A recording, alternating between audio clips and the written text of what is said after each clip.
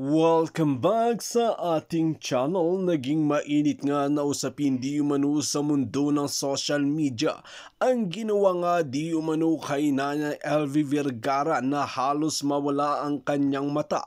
Tila nakakalungkot nga ang kanyang full interview at ang isiniwalat niya nga dito mga kaibigan kung paano nga siya tratuhin ng kanyang amo. Buti na lang ay talagang na-rescue itong si Nanay LV Vergara na ito dahil sa higit na pinapasayaw ito na walang mga damit ay tila hindi rin ito pinapasahod mula nga nung mamasukan ito sa kanyang mga amo. Kaya naman talaga nanlumo si Senador Raffy Tulfo at talagang sinagot na ang mga gastusin para ipakita ang mga mata ni Nanay LV Vergara. Kung may pag-asa pa ito talagang susolusyonan. Bana tuloy ng maraming netizen na kunin na lang ang mata ng mag-asawang ito na tag-isa at ilagay sa mata ni Nanay LV Vergara para naman malaman nila kung ano nga ba talaga ang ginawa nila kay Nanay LV Vergara. Sa mga nagawa nila ay talagang kinaiinisan nga ito ng maraming netizen. Ang katanungan ng maraming netizen ay tila may mga puso pa ba ito? Tao pa ba ang mga ito dahil sa ginawa nila kay Nanay LV Vergara? Well mga kaibigan, kahit naman sino ay talagang magagalit sa nangyari kay Nanay LV Vergara na masukan bilang katulong, hindi pinasahod at talagang kahit ano-ano pa ang pinapagawa at hindi niya trabaho na sumayaw na walang damit sa kanilang mga harapan. Kaya naman nakatanggap ang mag-asawang ito ng matinding pagbabatikos sa mga netizen at dapat nga itong makulong at kalad ka rin sa kulungan. Well mga kaibigan, para nga sa karagdagang impormasyon, panoorin nga natin ang buong video. At kung bago ka pa lamang sa aking channel, huwag kalimutan i-click ang subscribe button at notification bell para lagi kang updated sa ating mga bagong video. At para sa sulit viewers natin dyan, maraming salamat sa walang sawang pagsuporta. Opo, tapos Sino po nakakapanood? wala po. Dalawa lang po kayo na Opo. Wala kayong damit po, buong katawan? Opo, wala po. Pinahubad po talaga po ako. Ano daw po ang dahilan? Ayun nga po. Yun po, sabi po sa akin, pag inulit ko daw po talaga, hindi po talaga ako tinigilang na saktan niya at pinukpok po ng martilyo ng ari ko. Tapos po, pinapalapad po yung kamay ko. Pagkatapos nila ako po ba rin at pinukpok po itong dalawang kamay ko ng martilyo. Nay, ako po si Arnie from Kapuso Mo Jessica. So, kailan pa po ito nangyayari sa inyo? Anong taon po siya nangyayari? Naalala niyo pa po ba? 2022. Hanggang Nag-umpisa saktan. Nag-umpisa na eh. Kasi kung pumasok po kayo ng 2017, anong taon po kayo parang unang sinaktan ng amo po ninyo? 2020 po. Pero nung una ba, Nay, parang naging mabait rin ba sila sa inyo? Yung una pong pasok ko, mabait sila. Anong mga pinapagawa po nila sa inyo?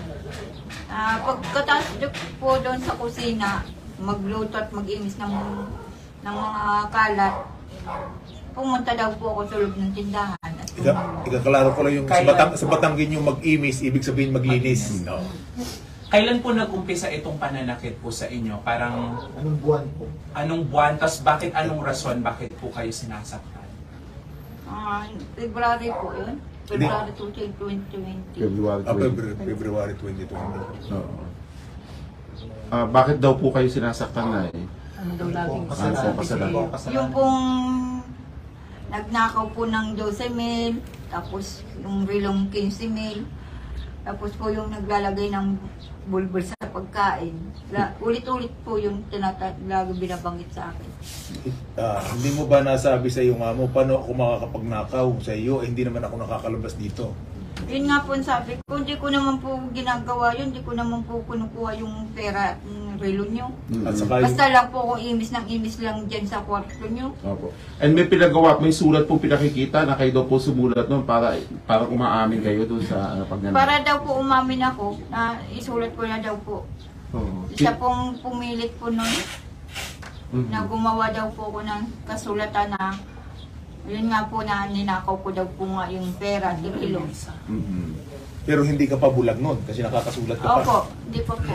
So yung papel na yun, yung pinakita, pinilit lang kayo. Opo. Na yung mga panahong yun na minamaltrato kayo kung ano ang ginagawa sa inyo, ano yung naiisip nyo? Nawalan ba kayo ng pag-asa noon? Parang suko na ba kayo noon? Hindi pa po, hindi po. Sabi ko, pag dinunit nila to, pag nakatakas ako, ito na, gagawin ko na itong mga ginagawa sa akin, magsusumbong na ako. Ano-ano po yung mga parang way of communication yun nung mga panahon na yun? Meron po ba kayong telepono? Dati Meron po ba kayong mayroon po ako. kausap? Sige po. May cellphone po ako nung una, nakakatawagan ko pa po itong mga kapatid ko. Nung huli ko nang kausap itong mga kapatid ko, yung kinuha na po sa akin ang cellphone ko, hindi na po ako nakakatawag. Ano yun, Nay? Bago pa kayo saktan? O meron po kayong telepono nung mga panahon na sinasaktan po? Wala na po. Buot nung sinasaktan na ako, wala na po akong cellphone. Ano yun? Kinuha dahil alam nilang nananakit po sila? Opo, baka po magsumbong po daw po ako. Ang sabi po na ni Franz ay yung mga katrabaho daw nyo, kasamahan, alam bubugbog sa inyo. Hindi daw po sila. Parehas po sila. Utos yata po niya. Inuutos na bubugin kayo. Opo, lagi po pag katapos ng amo ko, sila naman po, pag pumapasok ako sa loob ng kusina. So malinaw na malinaw po, natatandaan nyo lahat ng ginawa sa inyo. Opo. Sige po. Yung boyfriend nyo daw po yun ang bugbog. Kaya nabulag. Utos rin po niya yun. Utos na bubugin ka. Opo. Nay, anong gusto nyo mangyari doon sa mga nagmaltrato po sa inyo? Well, nabanggit naman ni attorney na ongoing na po yung ating mga aksyon laban doon. Pero kayo po, personally, ano po ang gusto nyo mangyari po doon sa nagmaltrato po sa inyo? Mabulok po sila sa kulungan at mabitay. Na, parang makaganti po ako.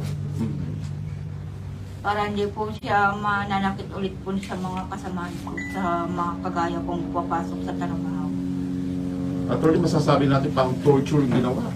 Torture, definitely. Actually, pwedeng, yung ginawa sa KLB, pwedeng aggravating circumstances ng serious illegal detention with aggravating circumstances of cruelty for long period of time, saka resulting to the blindness of LV. Imagine, parehong mata niya, bulag, na napakasakit sa atin kasi yan ang ating pinakamahalagang parte ng ating katawan. Lahat na may mahalaga, pero pinakamahalaga yung bulpan kasi kahit wala kang pera, makakakita ka. Pero anong silbi kung ikaw hindi na nakakakita? Na yung mga sugat ninyo po sa braso, dahil po yan sa ano? Sa kutsilyo po. Ano po? Saan po? Paulit lang po. Nay, bakit po may mga sugat? Yung pong... Yun nga po, lagi niya po kung sinasaktan, gano'n ng kutsilyo. Kaya may sugat. Nay, kanina napansin ko, nakaupo kayo dito, sabi niyo doon sa mga kasama niyo ba? Huwag kayong iiwan. Kayo ba, may mga oras ba? May mga gabi bang hindi kayo makatulog? Gano'n, naiisip niyo pa rin? Minsan po, pag nakakahiga po ako at natutulog, nakikita ko po ang ginagawa sa akin. Biglang tag-request po ako sa higaan. Ibig sabihin ng talikwas, biglang bumangon. Opo. Biglang babangon. Biglang babangon. Talikwas. Sige. Masyadong tayo na focus sa mata ni nanay. Doon po ba kayo pumasok sa pagpasok kina kasambahay? Yung ipin po ba natin buo pa? Opo. So, sa ngayon parang ilan na lang ang natitira. Yun po ba ay typical na pinabunot ninyo? Hindi, yung po sa taas. Pustiso po yun na binasag nila. Pustiso po yun dati. Opo. So, ilan po pustiso ninyo sa taas? 10. 10. Pero yung sa baba po, Pustiso. Ganun din po. Pustiso Hindi po po. yun. Buo po yung ngipin ko dito sa baba. bakit po siya nawala? Pag suntok-suntok rin po nila. Natatanggal po. Opo. Pag po kayo natanggalan ng ngipin, anong inyong ginagawa? Anong ginagawa nila? Wala po. Bahala na siyang gumaling. Opo. So, maraming ngipin ang nawala dito sa baba natin. Kasi Opo. kung bibilaan po natin yung sa baba natin, ay halos nawala na. Tapos meron pa kayong sugat-sugat sa gilagid. Opo, gawa po rin po nila. Meron mo pagkakataon na kahit minsan nagdala ka sa ospital? Sa Hindi, kahit buhat po nung may mga sugat-sugat na po ako, hindi na po nila ako dinadala sa ospital. Yung pong tainga ko, panay suntok-suntok po noong 2020. Tapos po, nung mata ko, ganun din po, suntok-suntok. yung parehong mata. Ito po, mga 2022 na po itong kanan ko. Sunod-suntok. Kaninang pas po ng susi na marami, tapos sununtok ng babae at ng anak. Parang kayo, Nanay LV, kayo po pala ay nakatakas po. Tama po. Tapos napunta po kayo sa barangay hall. Tapos parang itinawag po kayo doon sa amo niyo po ulit. Opo. Tapos parang ikinulong po ulit kayo. Tama po. Opo. Ano po ang ginawa sa inyo nung nakakulong kayo? Hindi na po pinalabas, sabi sa akin, pero meron ka na dito sa loob at hindi ka na pwede lumabas. Kayo po ba ay gumagawa ng paraan mula noon na makatakas pa? Hindi na po, wala na po. Nagpapaalam po ako sa amo ko. Sabi ko, ate, uwi na po ako sa pamilya ko, sa kapatid ko. Sabi po sa akin, baka daw po hindi nila ako matatanggap. Ang ibig sabihin ng hindi makakatanggap yung mga kapatid mo? Opo, baka di daw po nila ako Dahil, matanggap. dahil sa kalagayan mo? Opo. Tinatakot po nila ako. Tapos, ang iniisip ko po, nung pagkatapos niya po akong kausapin, na ayaw niya akong payagang umuwi. Bumalik ka na doon sa kusina. Nagsasalita po ako magsalita ng ako lang mag-isa. Sabi ko, baka daw payagan ng amo ko, baka isipin nila, ihabla ko sila, i-blatter ko na sila. Pero nagtatrabaho pa rin po kayo while minamaltrato kayo? Nagtatrabaho po rin po ako, tapos konting mali lang po ako. Pag konting trabaho kong mali, sinasaktan po ako. Naibukod sa pambubugbog, pagsuntok sa inyo, may iba po bang ginagawa? Kasi may mga nakausap ako, sabi pinagsasayaw daw kayo ng hubo, hubad. Opo, ito po yun. Ano pong ginagawa sa inyo? Pinapahubad po ako, tapos pinapasayaw-sayaw po nila ako, tapos pinupuk po ng martilyo. Saan po ginagawa yun?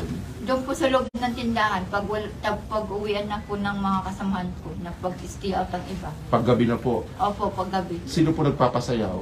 Yung pong babae, Sinong babae po yun? si Ate Franz. Bakit daw po ginagawa yun? Yun nga po, pag ayaw pong maniwala na hindi ako gumagawa na naglalagay ng mga bulbul sa pagkain. Opo. Sa harap po ng ibang mga trabahador? Kami lang po, Sino po? si Ate Franz, yun po ang kasama ko lagi doon. Kasi yung tama din po ninyo dito sa ulo, kung titingnan po natin, at sa talagang normal na tao at makakita po yan, na napakadugo niyan, yan po ay ginagamot at tinatahik para maghilom. Ano po sa lalim na ginawa sa inyo na yan, wala po bang ginawa sila intervention? Wala po. So gumaling na lang lahat yung pilat mo, yung Opo. piklat na yan sa Opo. sariling kuha ng katawan mo. Opo. Nung sinasaktan ba kayo, Nay, may binibigyan pa rin ba kayo ng pagkain o kayo ng sahod bilang kasambahan? Yung pagkain po, madalang minsan. Ilang beses sa isang araw? Tatlo po. Tatlan. Anong mga pinapakain po sa inyo? Minsan po, kanin. Walang ulam. Meron po kaunti. Pag tira nila, ulam. Tapos yung kanin, tira nila. Ayun po ang binibigay sa akin. Sa sahod naman na, binibigyan ka pa rin ba nila ng pera? Buat po nung pumasok po ako sa kanila, wala po ako natatanggap na sweldo ko.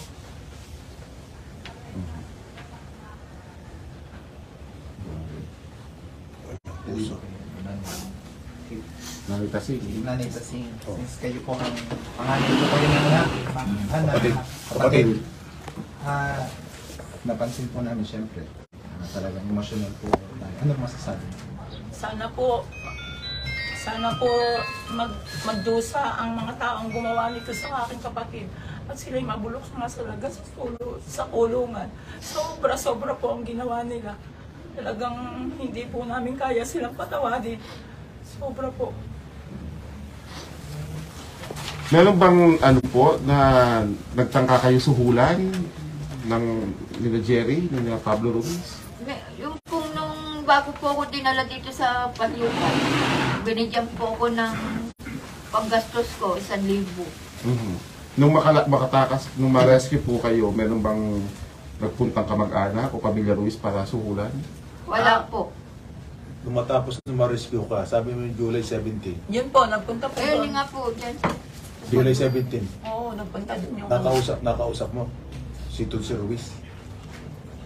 Nung pong hinatid po ako dyan sa Hindi, Palyukan. sabi mo doon sa kuwan mo, nung pagkatapos ko ma-rescue, dumating kasama si Maria Pet. Yung, ang sabi, may dalang sa iyong gamit, na damit, saka pera, may wallet ka daw na 20,000. Wala po. Hindi ko po natatanggap. Attorney, hindi po siya may ano. Ikaw? Ako po ang may ano doon. So kayo, ikaw pinuntahan? Kayo?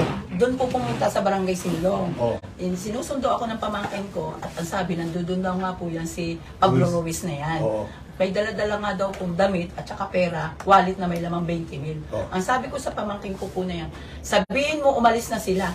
Dahil bakit this oras ng gabi sila paparito?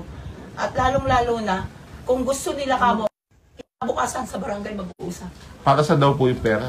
Ay, sabi daw po ay naiwan daw pong pera ni LB. Pero, Ang sabi po sa akin yung Dito ka. Ito ka, Otoy.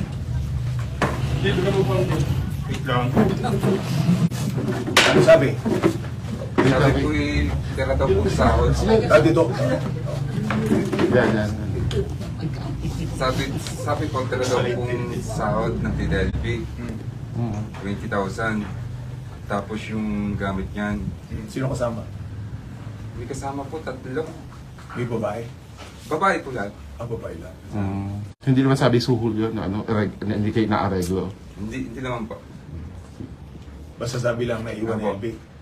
Tapos pinalis na lang po namin. Kausap din po si ang Kuya Rene. Dahil pinatawagan ko po ang Kuya Rene. Sige. So sa barangay pumunta? Hindi naman po sa barangay. Doon Sa- po mismo sa bahay. Ninyo? Namin Doon po doon sa po tiyahin amin. namin. Kay Tia Carmen. Doon pumunta. Opo. Tapos tinatanong ang Tita LB kung nasa saan. So Hindi ko naman po sabihin. sa pagkakaalam niyo yung suhol yun? Siguro po, parang ganun.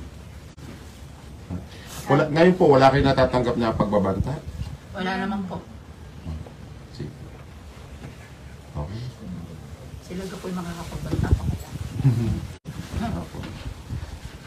Mas mabigat ngayon ang kanilang kalagayan kaysa sa iyo kasi ikaw na-relieve ka na ng lahat ng sama ng loob at sakit ng katawan. Sila naman ngayon na nagdudusa sa tinatamasan nilang nararamdaman. Yung sabi po nila, sabi ng pamangkin ko na nag-iwan ako ng 20,000. Buwan po noon, wala po ako nahahawakan na pera. So, Pati yung mga damit ko po, tinapon na nila. Paano makakaiwan ng damit ko doon? Tinapon nila. Ang pinadala nga pong damit dito, nung dalhin dito sa Batangas, punit-punit po. Kaya sabi ko sa kapatid mo po, picturean nyo yung dalang damit niyan. Pinasa sa inyo, attorney. Pinapasa ko po sa inyo ah. Sige, hindi ko pa lang Opo. natin-check. Lahat po ako ang maano, sabi ko, picturean nyo yan. Anong kayang plano ka ako ng mga tao na yan? Bakit nila dinala dito sa Batangas tapos pinadalay damit na burat-burat? Ano kaya po? Sabi ko nga. Basta sila ngayon, hindi na natatahimik. Siguro inuusig na din ang konsensya dahil sa hiya sa nangyari. Kasi sumabog na yung ginawa nilang kasamaan. Kaya tama yung sinasabing hindi lahat ay naitago. Walang bahong naitago forever. Sabihan ng kasabihan ng matatanda dito sa Batangas. Lahat ay laging nabubulgar. At yan ay nabulgar na. Siguro nga may kaloob din ang Diyos dahil nabuhay pa si LB at nasabi lahat ang karumal-dumal na ginawa sa kanila ng kanyang mga anak. Okay. Sige po. Okay na? So maraming salamat po sa inyong lahat at na tayo lahat inadito para tulungan at kalingain si LB kung ano man ang ating magagawang tulong. Maraming salamat lalo na po kay kabayang Dennis Dato Kasi ipinost ko lang yung ang una kong post sa kanya noong Sunday, August 5 ba yun? Parang August 5. August 6. August 6. Nagawa lang ako ng picture, pinakakuha ko pa doon sa aking kuha na LB, before and after. And mga wala pang isang oras yata tumawag si Dennis at ang dami-dami nag-comment na sabi nga nung iba, ipatay na yung among yan sa sobra. Kasi kitang-kita mo doon sa ipinost ko kasi yung picture na hindi pa, wala pa siyang depekto sa katawan, wala pa siyang disabilities, saka yung kumakain siya na talaga naman nakakaawa. So maraming po salamat sa inyo. Well, mga kaibigan, dito nga natin makikita na talagang nakakalungkot nga ang sinapit ni Nanay Elvie Vergara sa kanyang mga amo dahil sa higit na hindi pa ito pinapasahod ay talagang kinawawang nga ito. Kaya naman laking pasasalamat ng mga netizen na na-rescue pang itong si Nanay Elvie Vergara at talagang nahuli ang mga amo na to. Dapat talagang karadkarin at parusahan sila. Talagang hindi nga makatao ang kanilang ginagawa. Well mga kaibigan, kung kayo ang tatanungin, payag ba kayo sa ginawa nila kay Nanay Elvie? Just comment below sa ating comment section ang inyong mga opinyon at ating pag-uusapan.